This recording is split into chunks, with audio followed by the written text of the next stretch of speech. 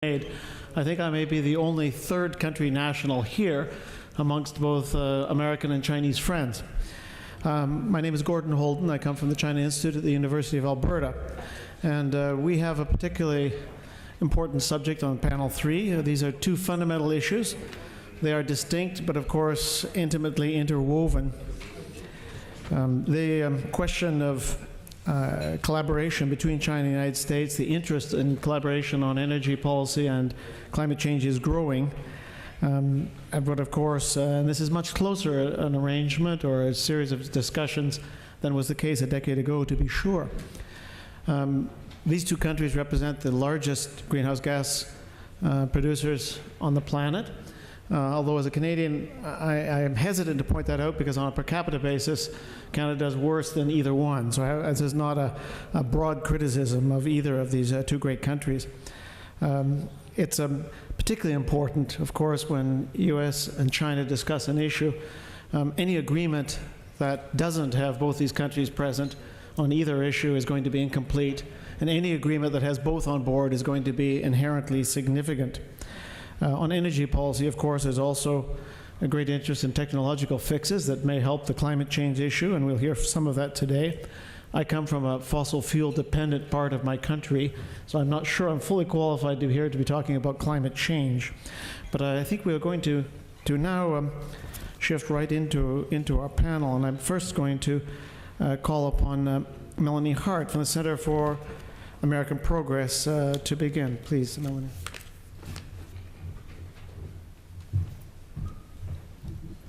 Good afternoon. Before I start, I'd like to thank the conference organizers for including an energy and climate panel in a conference on global security issues. I think it was very wise and forward-looking of you to do that. You know, for many years, the energy, climate, environment space has been seen as the foreign policy light space, where Greenpeace and friendly NGOs are doing work on environmental issues.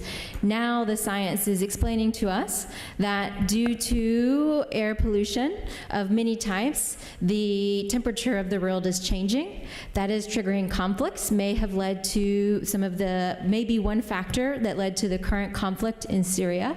That is melting ice and raising the level of the seas in ways that could pose great dangers to Shanghai or New York. That is opening up new sea passages in the Arctic. It is opening up new resource areas for global competition. This issue is very much a security issue and may be the security issue that has the biggest threat to both US and Chinese prosperity. So it's a great honor to be included in the security conference, and I'm great to see that we were included on the agenda. At the same time that climate change, energy, environment issues are becoming more of a focus in the global foreign policy community, they have also become the pillar of the US-China relationship. Our old pillar was economic ties. Now I can tell you that here in Washington, when US-China economic, trade, and investment issues come up in conversation, about 75% of the time those conversations are negative. There are a lot of concerns on the United States side. I think this has a lot to do with our deep closeness at the same time that we have very different market systems. It's very hard right now for the economic ties to serve as a pillar of our relationship. I think as we saw this morning, we still have a lot of work to do on security areas such as regional maritime issues and cyber. Those areas are not yet ready to serve as pillars of US-China cooperation, but the energy and climate issue area is doing a good job of that. I think we saw a highlight of that last November when our two presidents released a joint announcement that included some very important targets for US-China greenhouse gas emission reductions under the hopeful new global climate agreement. I'd like to commend China for taking that step, and I hope that Chinese observers were paying attention to the way that the US community reacted to that joint announcement. My colleague Joanna will talk more about the details of what was involved in that announcement, but what I found very interesting here in Washington was that in the run-up to the presidential summit, the conversation about US-China relations was quite negative. And the Obama administration was receiving heavy criticism for engaging with President Xi Jinping on a search for 新兴大国关系. That was being criticized as a strategic error on the US part. And I think the reason for that is that people were only thinking in terms of South China Sea maritime issues, which are very complicated and are moving forward very slowly. They weren't watching the energy and climate space. And so when China and the United States shocked a lot of observers in November, that really created a shift in their thinking. It made people realize that maybe the new part of new model relations is something that they weren't expecting. And I view the joint announcement as truly new because it was an action that neither country would have taken at that point in time without the other. And that by doing that together, they shifted the global landscape and made new things possible that involve not only in China, but also about 200 other nations. So I think it's important to remember that this part of the relationship is as important a part of our overall strategic relationship as some of the other high-profile issues, like South China Sea and maritime issues more broadly.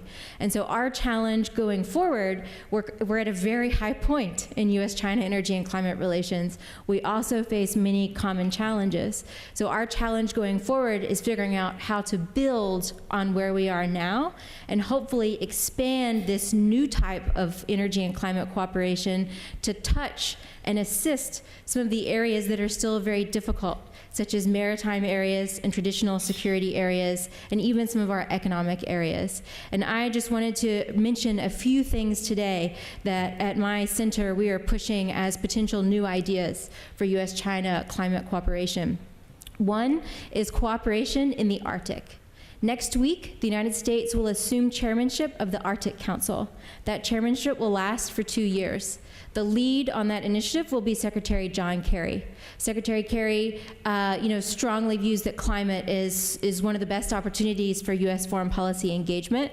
Our early understandings is that climate will be a very strong focus of the U.S. chairmanship of the Arctic Council. That can be a great opportunity for US-China cooperation. China is not an Arctic state, but China is an Arctic observer nation. And some of the changes impacting the Arctic impact China. When Arctic ice melts and the sea levels rise, Shanghai goes underwater. So it's in China's interest to protect the Arctic just as it is in US interest. I am also personally growing very concerned about the way that Arctic issues are discussed in the security community.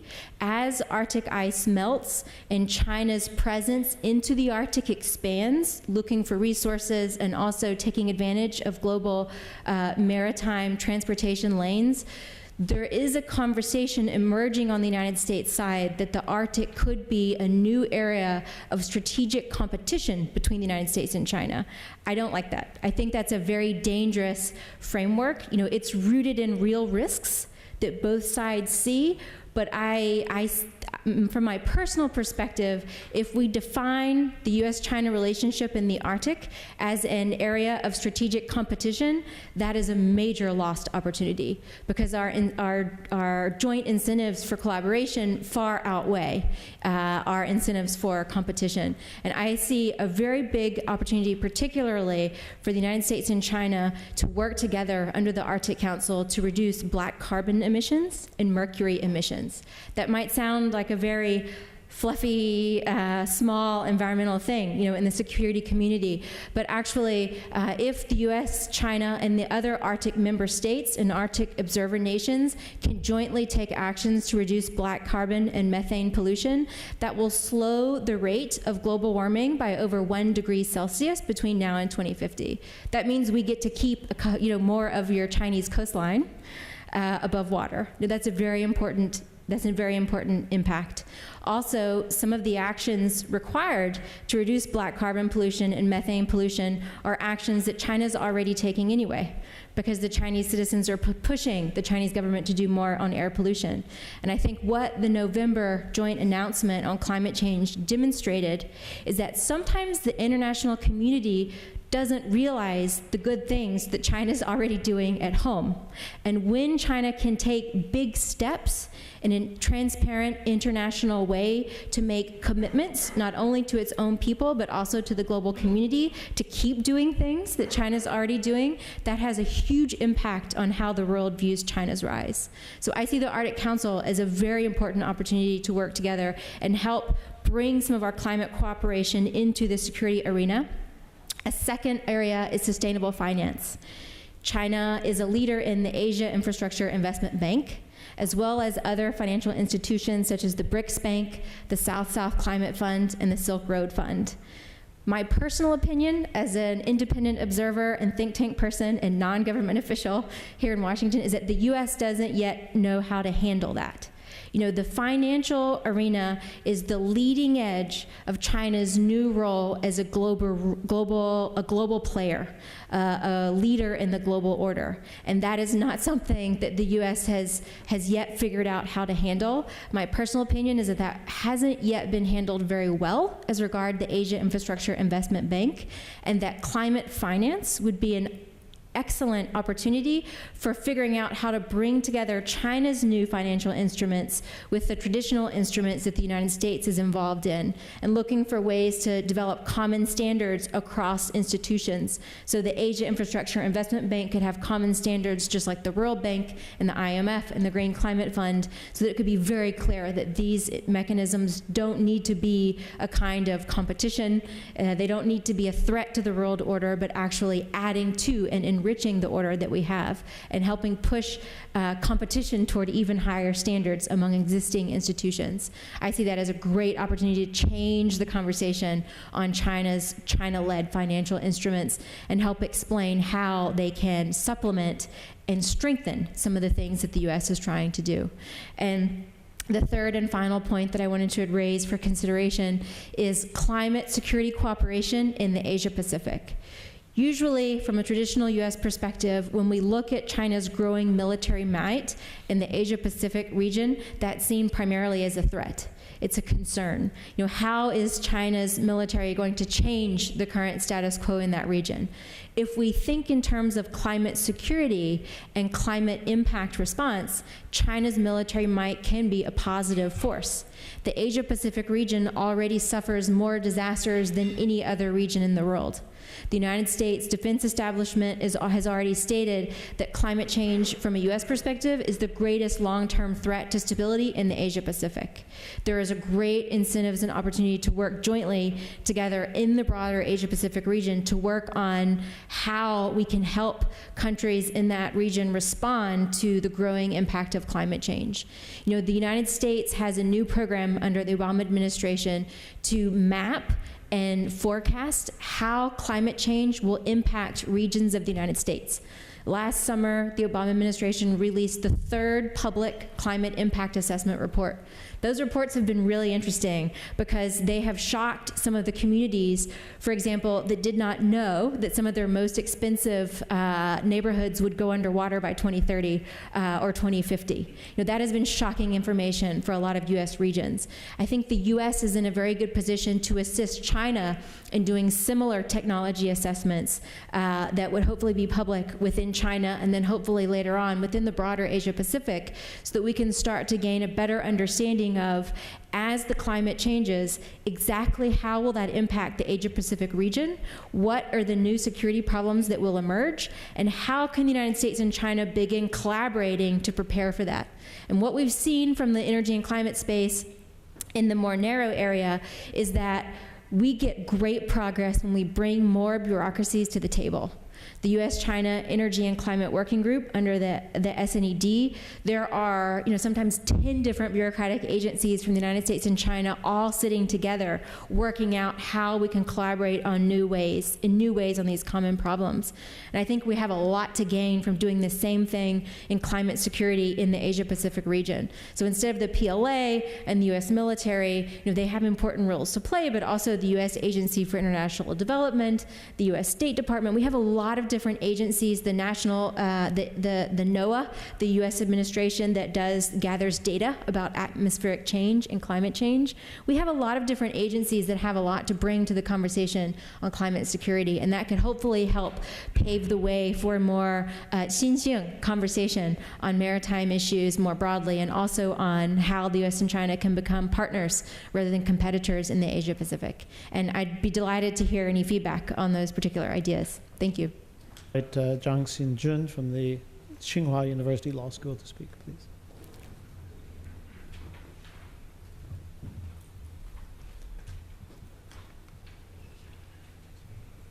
Thank you, Chairman. First of all, I'd like to thank organizers, especially President Wu, invited me here. I keep encouraging myself to make a speech on the climate change. I did a little bit on that, but I'm away from that topic for a long time. So today, I try to emphasize the domestic law, the Chinese renewable energy law, and the possible implications on the Sino-America cooperation in the field of climate change.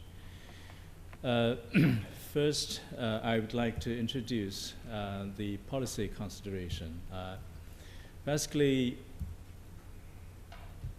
I think that all the policies in law initiates from the two concerns. The first is the energy security. We somehow had a very rapid growth of energy demand ever since the open door policy adopted by our government in the 1980s. Here I give you a data. In the year of 2000 and in the year of 2007, our energy demand doubled. And worse is that 50% of the oil come from importation. I think that is almost a similar situation in the US, a very serious energy security concern first. And the second is that we had a very bad energy utilization structure. We relied very heavily on the fossil resources, especially coal in China.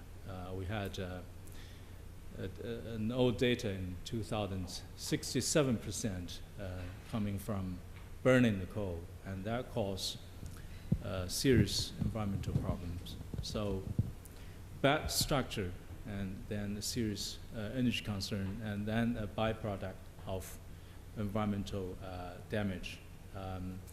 And environmental damage is something that the middle class of Chinese society worried a lot. You cannot see quite clearly. It's not because the photo is taken badly, it's just because the air in Beijing.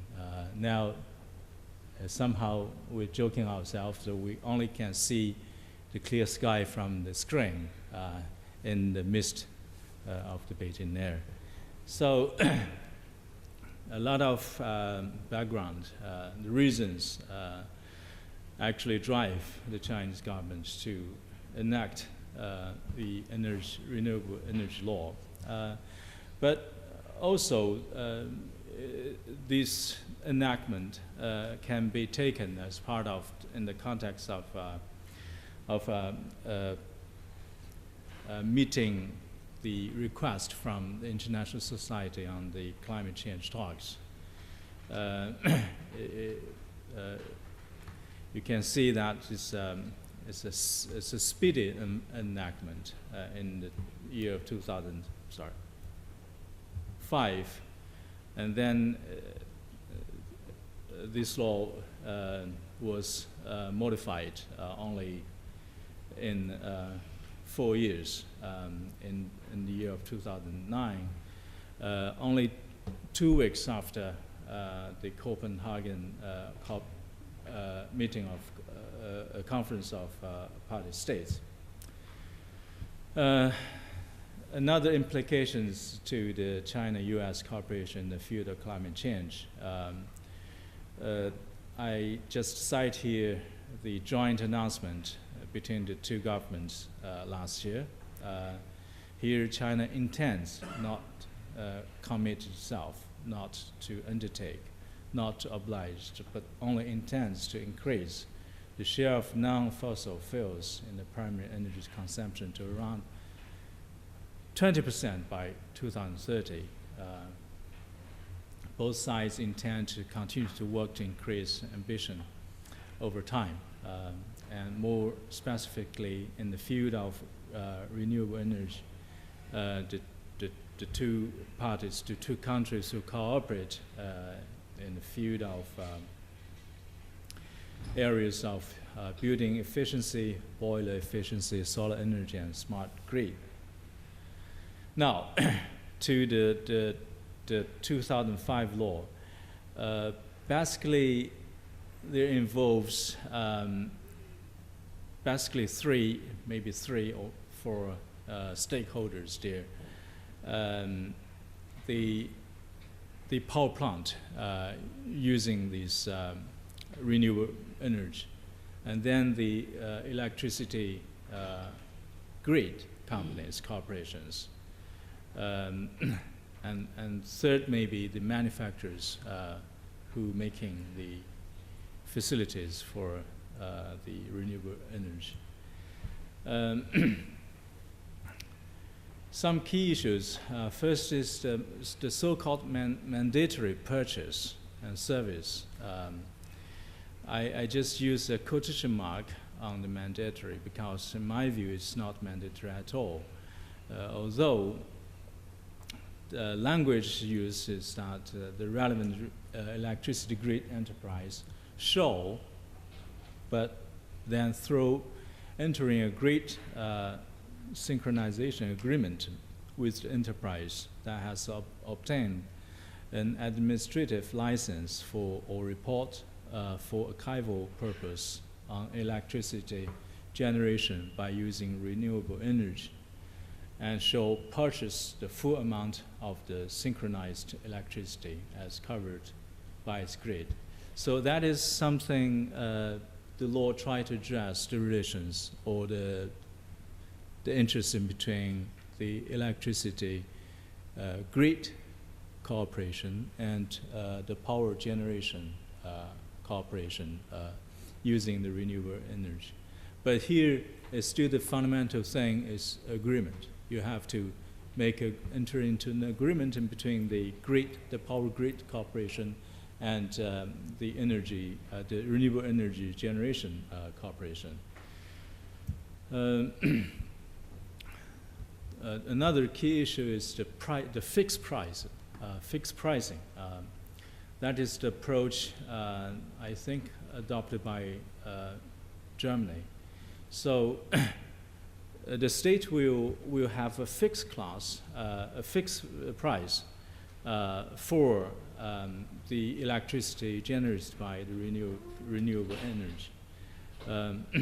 But you then can see that on the one hand, the price is fixed by the state, by the government, but on the other hand, the grid, the power grid, electricity grid corporation, they still have their own discretion and whether or not to enter into agreement with the power generation companies. The third key issue is a kind of compensation, or here we say cost sharing. So for this fixed, if there is agreement, the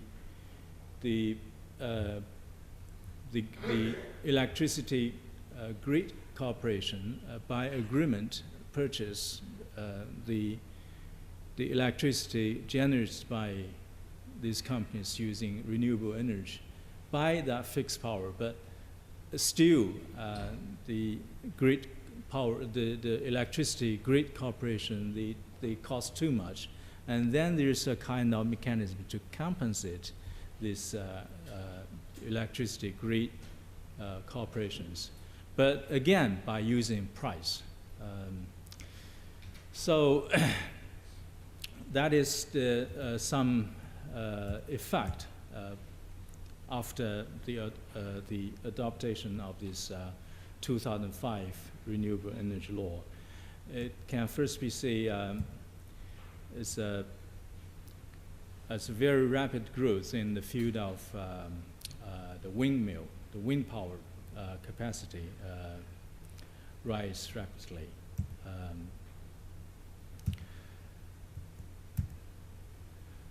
But in the field of bioenergy related business, although the law addresses the usage of bioenergy resources, but mostly in the inspirational nature. So the states only encourage these companies to use the bioenergy resources. And it seems also some resistance from the Chinese energy giants, the Sinopec,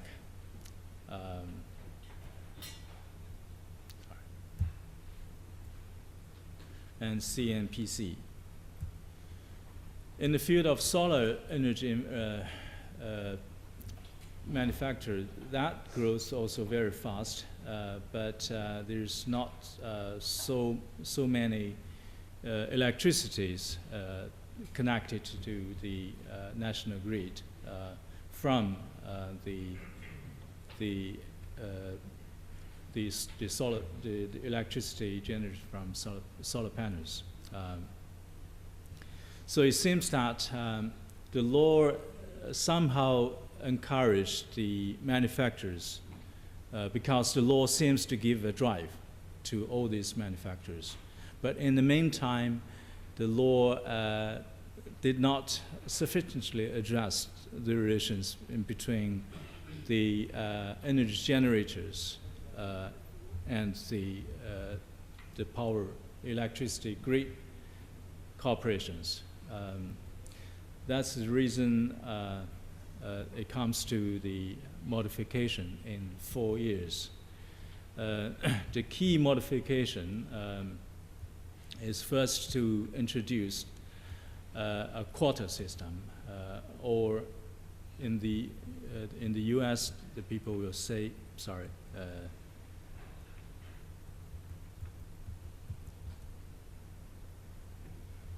In China, we say it's mandatory market share. In the UK, we say, what is that? The renewable obligation. In the US, it's the renewable electricity standard. And in the UK, it's the renewable obligations.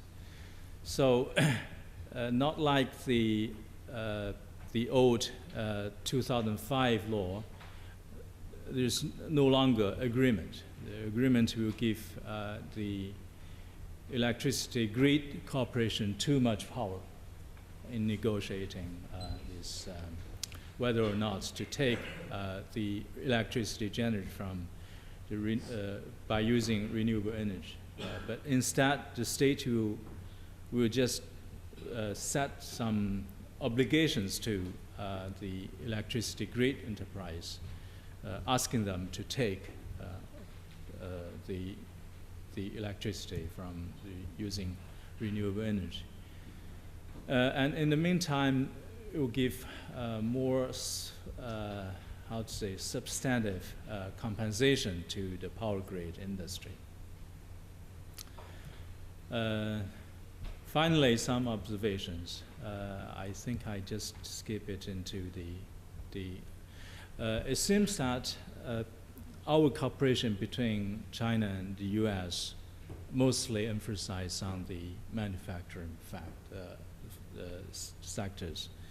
But whether or not we can move smoothly depends on whether we can actually adjust the relations between the electricity grid corporation and the electricity generation cooperation by using this renewable energy. So although this law doesn't directly address the manufacturer, but it may have some indirect impact to our future cooperation. And it seems that the U.S. measures against the Chinese companies somehow indicate the worst scenario, because in the past few days, we manufactured more these the solar panels, more than what we need for generating renewable energy. That is the reason, partly, we export most of these panels to the States, and then it gives rise to the U.S. investigation, or the U.S. started to impose anti-dumping and countervailing duties. So my conclusion is we have certain possibilities of cooperation in the climate change, but in the meantime, and as lawyers always like to remind people the risk. But that risk is not as big as the risk in between Philippines and China. I would say that risk can be put into the table, not only the negotiating table, but also can be put into the third part arbitration, like this one, the U.S. imposition of anti-dumping and countervailing. That dispute has been put forward by the Chinese government to WTO. So we have a very bright future for cooperation, very limited risk for confrontation, and that risk can also be reduced quietly by the lawyers maybe sitting somewhere, not here. Thank you so much. Thank you. It's a pleasure to be here this afternoon to talk about what I do think is a very important topic. And I echo Melanie's comments that I think it is great to see this here at a conference primarily addressing security issues between our two countries. So I'm going to talk today a bit about US-China cooperation on clean energy and climate change. And I want to start by emphasizing that I think one of the reasons why this has been a relatively constructive area between China and the United States is because we share a lot of common goals in this field in particular. We both have the desire to pursue clean energy technologies to address local air pollution as well as global climate change. We understand the links to domestic energy security, particularly through increasing energy efficiency and diversification of sources. And we hear leaders from both countries, I think, frequently emphasizing the role of clean energy industries in creating jobs and to mobilizing innovation and science and technology policy in our countries. And therefore, I think it's clear that both countries have identified renewable energy technologies as really strategic global industries in which we want to play important roles. Of course, there are many benefits to bilateral cooperation. If you think about this from more of a theoretical perspective, if we cooperate to develop and deploy clean energy technologies, not only can this maybe, I think, avoid some of the protectionism and trade tensions which was just mentioned by the previous speaker, but also research and development cooperation can speed the rate of innovation. We all have a fixed amount of resources we can invest in conducting research and development for a lot of the new technologies we're going to need over the coming decades. And so pooling resources and sort of selectively figuring out respective capacities can be quite valuable. Although, of course, when you do cooperative innovation, there are concerns surrounding intellectual property, which I'll discuss later, I think are being addressed quite well through several US-China cooperation programs in the clean energy space. And then finally, while much of this cooperation is, of course, happening in the private sector, we're seeing governments play a really important role in helping to facilitate that cooperation by bringing together companies in both the United States and China. So there's been a long history of US-China cooperation in the clean energy and climate space, and this is a slide just showing some of the most recent announcements since President Obama took office. The cooperation, however, goes back really many decades before this. And I'm going to, for my presentation today, really speak just about two of these agreements, which I think are particularly important, particularly in the last few weeks. The first being this U.S.-China joint announcement on climate change and clean energy cooperation, which we started to hear about. And then actually a subset of that announcement was related to the extension and expansion of something called the U.S.-China Clean Energy Research Center, which was an agreement that was signed back in 2009. So beginning with the announcement, which is probably familiar to most in this room, this was, of course, a dual announcement in which the president of China announced that China intended to achieve the peaking of CO2 emissions around 2030, to make best efforts to do that even earlier, as well as increasing the share of non-fossil fuels in primary energy to around 20% by 2030. While the United States has put forth an intention to achieve an economy-wide target of reducing its emissions 26 to 28% below 2005 levels by 2025. This, of course, has been widely reported in the media as, potentially a game changer. And of course, there's a lot of expectations about how this announcement between the two largest emitters of greenhouse gases could help to produce a more constructive outcome in Paris at COP21 at the end of this year. And I think that this is really a fair assessment, that I think that this is, in fact, a significant target. I think the announcement is quite significant. I think the targets are meaningful, although there are some questions that remain. This is, of course, the first time that China has pledged an emissions peak, as opposed to an intensity-based target, which we had seen over the last few years, meaning a carbon index to economic growth rates. Of course, the level and the shape of this peak are going to be very interesting for us all to watch, because this is an important, in terms of total climate burden, total carbon emissions in the atmosphere between now and 2030, and the implications for the types of impacts that Melanie was discussing earlier. The non-fossil target will certainly require continued commitment to non-fossil energy deployment. Of course, China is already the world leader in clean energy technology deployment. As you've heard, has made great strides in wind and solar and other areas. But much more is going to need to be done in order to achieve this kind of a share of renewables.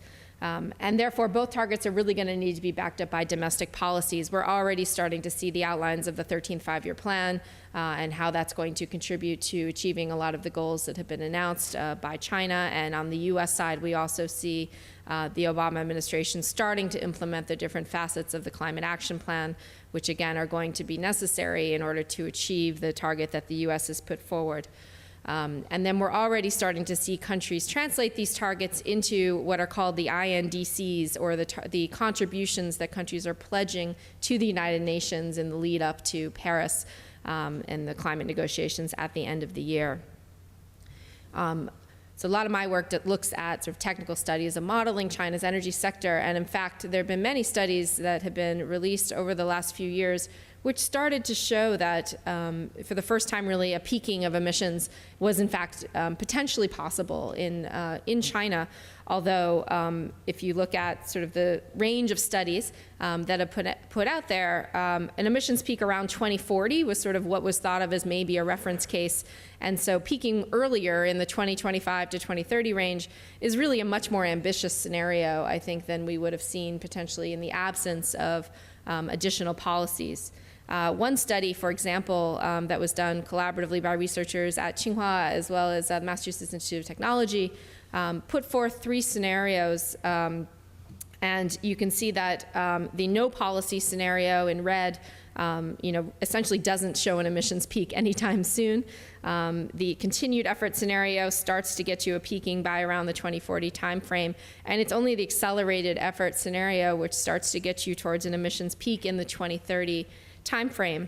And if you look a little bit closer at sort of what they modeled, what sorts of technologies you would need to actually get to a peaking, you see from this chart, for example, that you're going to need to not only scale up large amounts of renewable energy, but that coal use is going to also need to peak in China perhaps around 2020 and then decline quite rapidly. And so, as we all know, coal use is starting to slow in China, but it's still expanding rapidly. And so I think this is going to be really difficult, to achieve, but really important, not just for meeting greenhouse gas targets, but for sort of broader structural transition of the economy within China. And so to meet these targets, you see quite a bit happening just within the 12th five-year plan, for example, very aggressive targets to scale up non-fossil sources of energy. The solar power target, for example, has already been increased multiple times over the last 5 years as it's become clear that China can do even more solar energy than they had previously intended, as well as continued implementation surrounding the energy intensity target, for example, with the goal of 16% reduction by the end of the 5-year plan. And we see this sort of new trend in China where for the first time just over the last couple of years, you see non-fossil capacity actually exceeding new plants being built in the fossil energy sector. So while you're still building new coal plants, of course, the actual rate of coal plants is nowhere near what it was 10 years ago, for example. When we were, you saw sort of 2 large coal power plants a week roughly being built in China. You're now down to a much slower rate, and you see much larger shares of renewable non-fossil capacity. So one study I think is interesting to look at was, again, a study done by the Renewable Energy Efficiency Partnership, which, again, brought together research institutes in China and internationally to look at scenarios of renewable energy. And they said that, essentially you could get to middle scenario of sort of what you could do if you deployed within current policies was around that 20% level. So I think what's an interesting takeaway here is that to actually get to sort of what you'll need to do for the peaking of emissions, you may actually need to go even beyond the 20%, which is why looking at even sort of more aggressive scenarios for non-fossil energy may be important in the coming years. And on the U.S. side, just briefly, I think that likewise for the U.S. to actually be able to meet the emissions targets that it has pledged, a lot is going to need to happen in terms of implementing the types of policies which are listed here. We have now seen the drafts of the Clean Power Plan, which is going to deal with existing and new coal plants, standards for heavy-duty engines and vehicles, much more aggressive energy efficiency standards, as well as new policies to try to get at other types of greenhouse gases like methane and hydrofluorocarbons. All of this will need to be implemented, sort of to the utmost in order for these targets to be followed through. So I wanted to also mention briefly this I think the other important announcements which came out last November, in addition to the targets which I've mentioned, which have somewhat, I think, gotten less attention, are the other technology-related cooperation announcements which are listed here. There have been new announcements to increase cooperation in all of the areas on this slide, and the one I want to talk briefly about is the U.S.-China Clean Energy Research Center. This is, again, a center which was established back in 2009 as one of the 7 new Sino-U.S. clean energy agreements signed by Presidents Hu and Obama that year. It has now engaged, at last count, 86 unique organizations from China, 41 from the U.S., although these numbers are increasing all the time as new companies, new organizations are becoming part of the consortiums which do collaborative research and development under the U.S.-China Clean Energy Research Center. And there are 3 tracks that the CERC focuses on in coal, buildings, and vehicles. I think what's somewhat novel about this agreement is the fact that each consortia has agreed upon and signed a contract that deals the rules governing intellectual property within all the collaborative work being done here in something called a technology management plan. And before starting the collaboration, this is, for example, a chart that the members of the CERC-B, the Building Energy Efficiency Consortium, put together, where they looked at the different projects that they were going to be embarking on with their Chinese partners and said, here's where we think the sort of CO2 reduction potential lies on the vertical axis, and here's where there could be potentially new IP created, new patents, new technologies, new innovations that could actually come out of this collaborative work. And you can see sort of the range of opportunities that are within this collaborative center. And so I think that you see, a lot of new patents starting to come out of this collaborative effort. You don't yet see sort of jointly held patents from China and the U.S. side, although that is certainly a goal that the CERC will be working toward in the next round. So I think it's quite significant that both presidents last November agreed to not only continue the CERC and extend its funding in the 3 areas which I mentioned, but also to actually start a new area a new consortium which is going to focus on the energy-water nexus, which is, again, a topic that's extremely important for China, as water can be extremely important in energy use, particularly in very low water resource areas, as well as in the United States, and has implications for natural gas development, for coal development, as well as for renewables development, particularly technologies like concentrated solar thermal power. To wrap up, I think that, when I look at the U.S.-China joint announcement, I think it's particularly significant and truly meaningful. But again, it's really what comes next that's going to really matter in terms of implementing these targets moving forward. I think what China has set out to do is extremely ambitious and is not going to be easy, and is going to, as I demonstrated, require a major decrease in coal while scaling up renewables and non-fossil sources, even beyond the current growth rates, which have been really quite dramatic over recent years. And I think things like the U.S.-China Clean Energy Research Center are a really interesting model of joint collaboration. Even in a difficult environment with trade tensions and other things, it's been, I think, one sort of very constructive area. So that said, I do think there are other areas where we could expand cooperation in this sector. We have a really good platform right now, and I think there's even more that could be done. And again, focusing particularly on the domestic implementation of these targets now, which both countries have put forth. So for example, to make sure the renewable energy targets that China and the US have are actually met, there's a lot of work that needs to still be done on, for example, how to integrate large amounts of renewable energy in the grid. This is something that particularly northern China is having a difficult time with, and which you see parts of the US also struggling with. Distributed solar, how you can actually do rooftop solar and work with the grid company to make this acceptable for all. How to make sure carbon targets are backed by effective domestic implementation programs through focusing on more accurate and transparent inventories, which will be extremely important, particularly as China moves to develop a national carbon trading system and a carbon market, which will really, I think, be quite impressive and interesting to watch. And then finally, dealing with some of these intellectual property issues in a collaborative sort of research environment, I think can have really constructive spillovers into the commercial and trade space, and help to avoid some of the more protectionist measures and disputes that we've seen over the last few years. Thank you.